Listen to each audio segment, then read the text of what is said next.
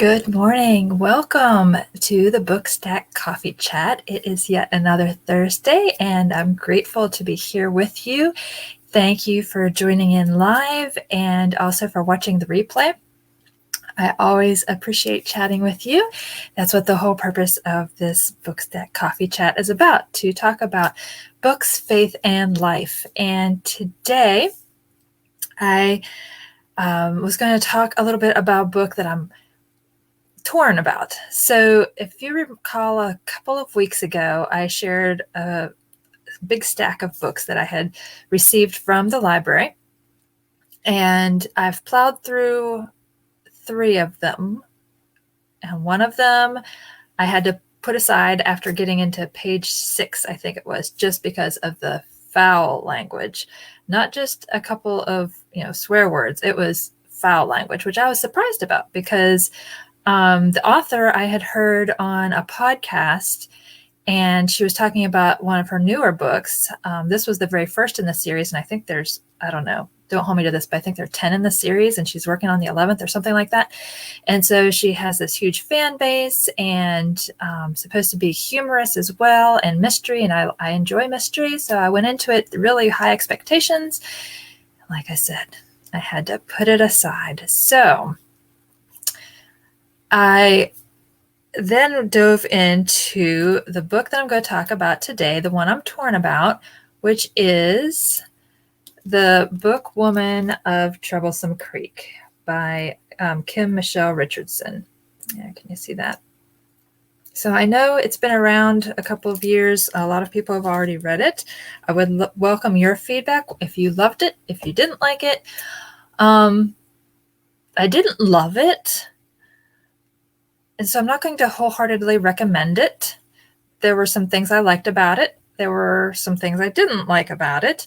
I guess on a scale of 1 to 10, it would probably be in the 5 to 6 range, because you know that I am an avid believer in Christian books and clean reads.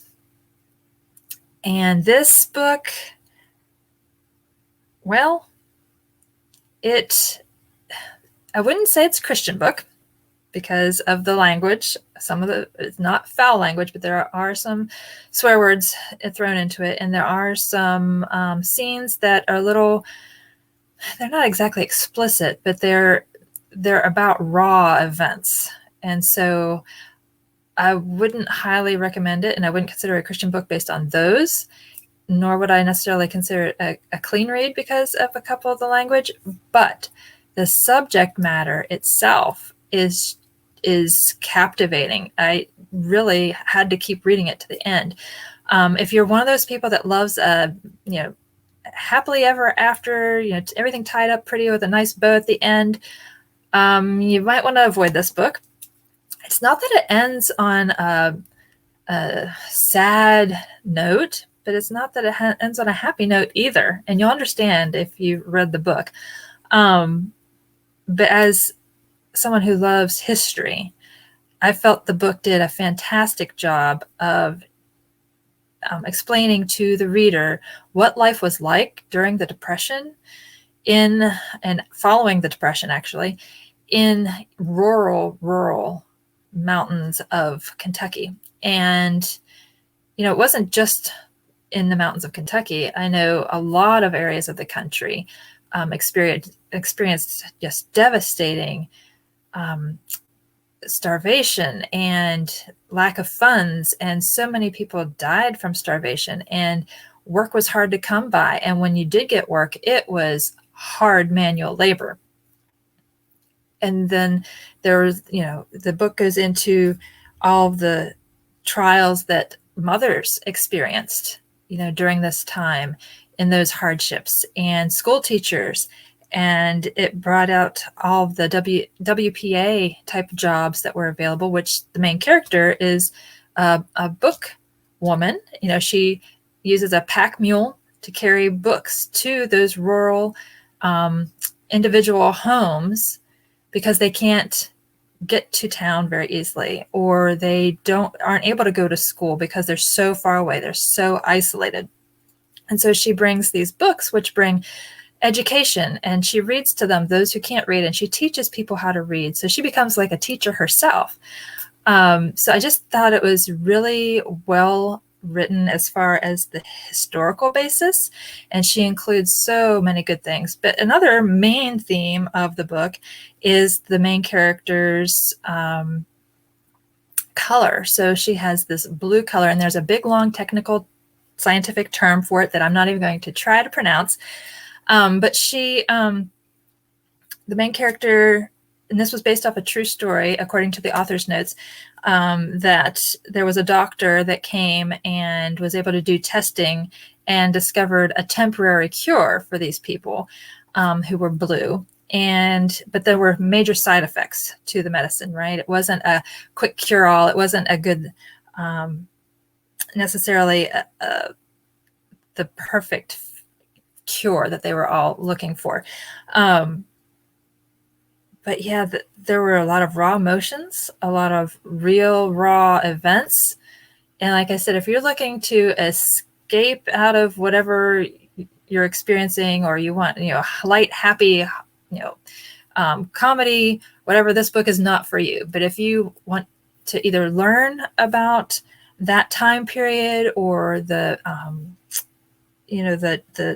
traveling librarians, this is a really, really insightful read, but you do have to get past some of the language and some of the scenes. Now, I said that I wouldn't really call it a Christian book, and she has all kinds of characters in there. There are of all types of people, and there are a couple of Christian characters in there.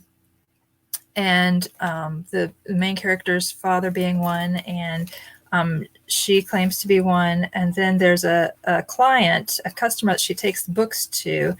And I just thought it was a nice way of how she incorporated the text. So I'll just use that one quote. Let me get here. I believe it was on page 221. I should have marked it for you. So she has everyone has known her to be blue all of her life, right? And so she has just started taking this medicine that turns her skin white, okay?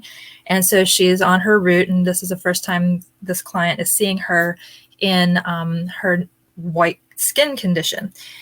And so he is saying at the end of their exchange, he's like, let me get to the right thing here.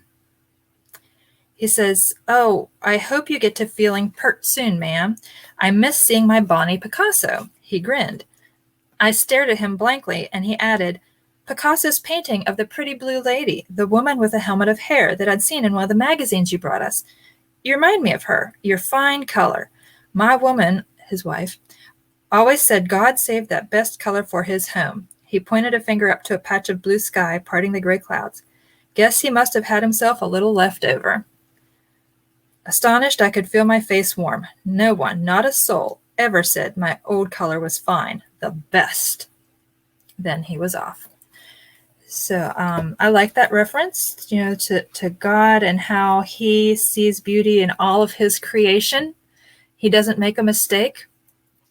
And no matter what situation we are in, we can always see the beauty amidst our struggles if we're willing to look and dig deep enough. And it brought me to Psalm 27, verses 4-5 in my Bible today. And it says, "That I may dwell in the house of the Lord all the days of my life, to behold the beauty of the Lord, and to inquire in his temple. For in the time of trouble he shall hide me in his pavilion. In the secret place of his tabernacle he shall hide me. He shall set me high upon a rock." So how comforting, whatever struggles we are going through, and I know there are a ton of difficulties and challenges and struggles and health issues and health scares and all of that going on in the world today.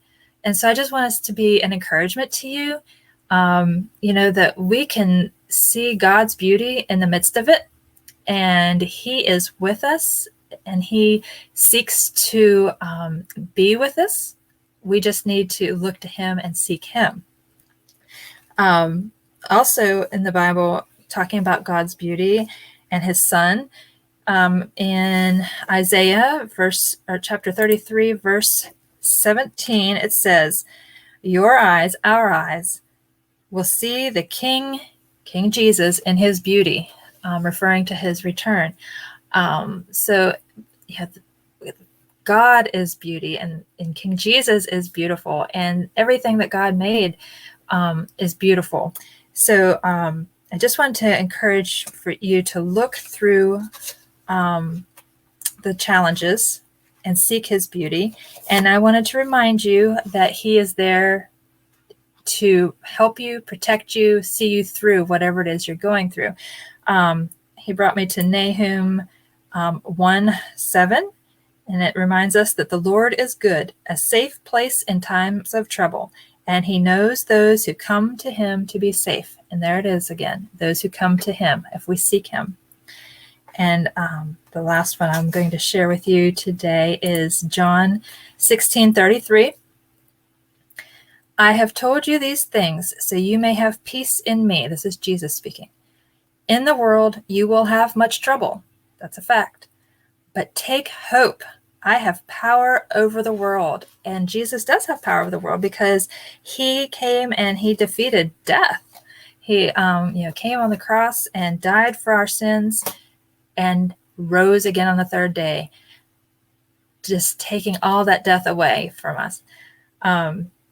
So I encourage you, if you don't have a relationship with the Lord, if you have questions about it, contact me. Send me a direct message on Facebook here, and I'd be happy to talk more with you about that. Something else I wanted to share with you, I'm very excited about, is that this month I didn't plan well. So there wasn't a book club selection for the Bookstack Coffee Chat here in September.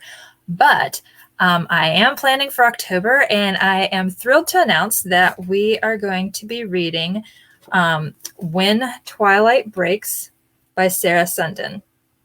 So this is available in most bookstores. Let me get that up there, When Twilight Breaks. It's also available in most libraries. It's available, of course, online. If you want to purchase a book, I encourage you to shop locally and support your local stores. But I also wanted to let you know, if you're unaware of this, as some of my friends are not, bookbub.com. So if you're an ebook reader, I'm not a fan of ebooks. You've heard me talking about that before. I've read them before, but I prefer the paper version. But if you are a fan of ebooks, and if you want to get When the Twilight Breaks by Sarah Sunden right away, so you can start reading it for our book club discussion, I recommend BookBub. Go there, and they have lots and lots and lots of opportunities to get books that you're looking for. You can find new reads. They do. You can plug in what you're looking for or what your genre is, and they recommend reads. They also offer a lot of discounts, like specials and giveaways and things like that. So if you're an ebook fan, I highly encourage you to go to BookBub. And I also highly encourage you to join us in the book club later in October to review When Twilight Breaks. But go ahead and get your copy now and start reading that. I'm looking forward to that. So that is it for today. I thank you for joining me. Let me just make sure that there weren't any comments. Okay. If you're watching this in the replay, please leave a comment. Let me know what you thought about the Bookwoman of Troublesome Creek, if you've read it. Also share what you're reading, and let me know if you're interested in joining us in the book club. That's it for now, and I wish you all a blessed day. Take care. Bye-bye.